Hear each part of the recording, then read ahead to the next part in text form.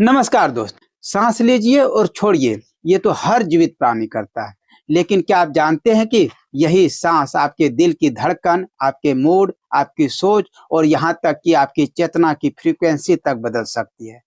आज की इस गहन यात्रा में हम 3 दृष्टिकोण से सांस को देखें: शरीर विज्ञान, नसों का खेल और योग की हजारों साल पुरानी परंपरा। यह वीडियो आपको बताएगा कि सिर्फ सांस से आप अपने तनाव, फोकस और ऊर्जा को कैसे रिप्रोग्राम कर सकते। सांस सिर्फ हवा का आना जाना नहीं है। हर श्वास के साथ को ऑक्सीजन अंदर जाती है और CO2 बाहर निकलती है। यही प्रक्रिया कोशिकाओं को ऊर्जा बनाने देती है। सांस रुकी तो यह प्रक्रिया रुक जाती है, इसीलिए कुछ मिनटों में जीवन भी रुक जाता है।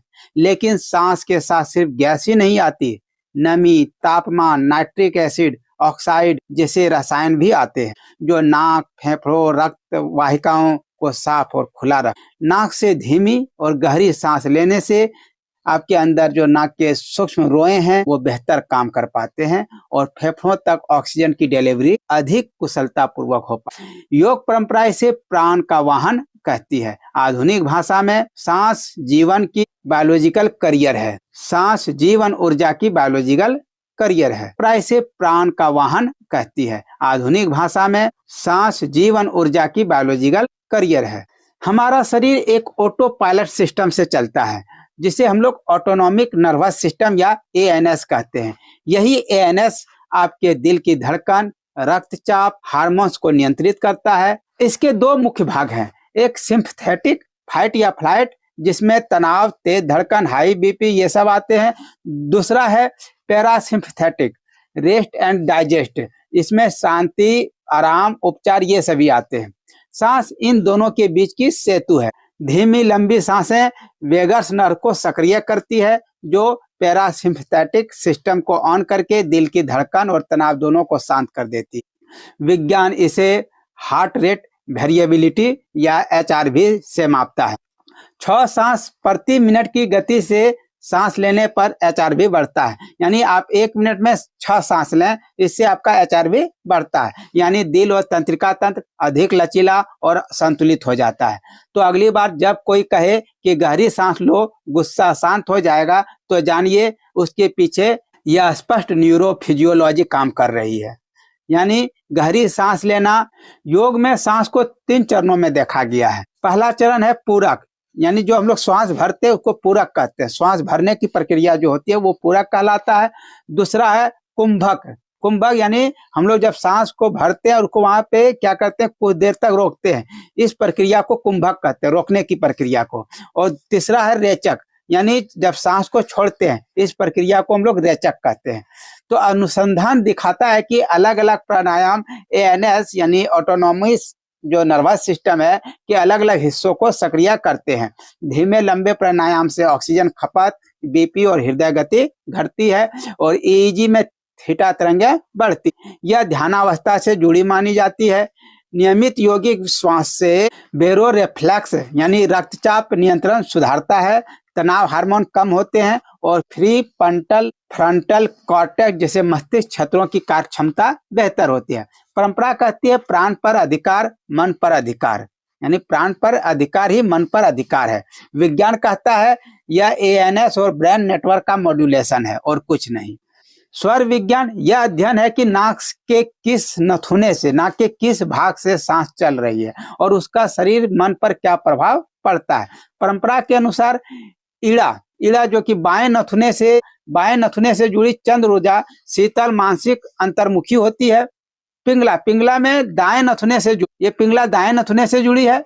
इसमें सूर्य ऊर्जा यानी गर्म, सक्रिय और गतिशील ये काम करता है। और एक होता है सुषुम्ना, ये दोनों नथुनों का संतुलन है। केंद्रीय चेतना का यह अवस्था है। हर 60-90 मिनट में नथुनों की प्रधानता बदलती रहती है, जो शारीरिक मानसिक संतुलन बनाए रखती है। आधुनिक दृष्टि से अलग अलग नथुनों से श्वास लेने पर ANS, हृदय गति और मस्तिष्क गतिविधि में मापने योग्य बदलाव आते हैं। नाड़ी शोधन जैसे अभ्यास HRV को अधिकतम करते हैं। निकोला टेस्ला ने एक बार कहा था, यदि आप ब्रह्मांड के रहस्य जानना चाहते हैं तो ऊर्जा, आवृत्ति और कंपन के संदर्भ में सोचिए। सांस की गति और पैटर्न बदलने से ब्रेन स्टेम, लिम्बिक सिस्टम और प्रीफ्रंटल। सांस की गति और पैटर्न बदलने से ब्रेन स्टेम, लिम्बिक सिस्टम और प्रीफ्रंटल कॉर्टेक्स की गतिविधि बदलती है। धीमी सजग श्वास से लो अराउजल हाई क्लैरिटी वाली अवस्था आती है, न अधिक सुस्ती होती है, न अधिक उत्तेजना होती है। नियमित अभ्यास से न्यूरोप्लास्टिसिटी बदलाव आते हैं, यानी सांस के माध्यम से मन की डिफॉल्ट फ्रीक्वेंसी बदल सकती है।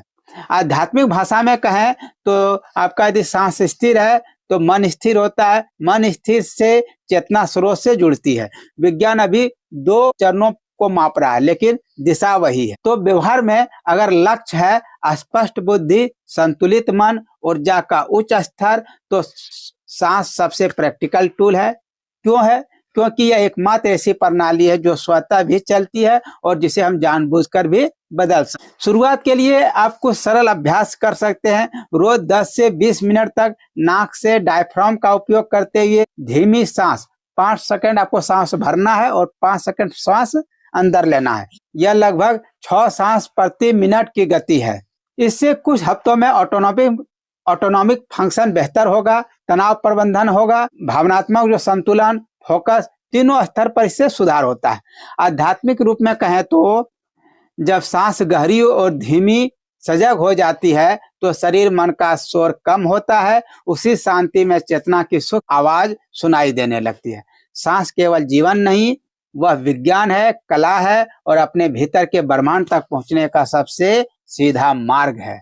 तो यह वीडियो आपको पसंद आया हो तो वीडियो को लाइक करें, अपने उन दोस्तों के साथ इसे शेयर करें जो तनाव, फोकस या आध्यात्मिक की यात्रा में हैं, और चैनल को सब्सक्राइब करें और घंटी आइकन को दबाना ना भूलें, ताकि इसी तरह की सेहतमंद जानकारी के साथ हम फिर से आपसे रूबरू होंगे। नमस्ते, जय हिंद।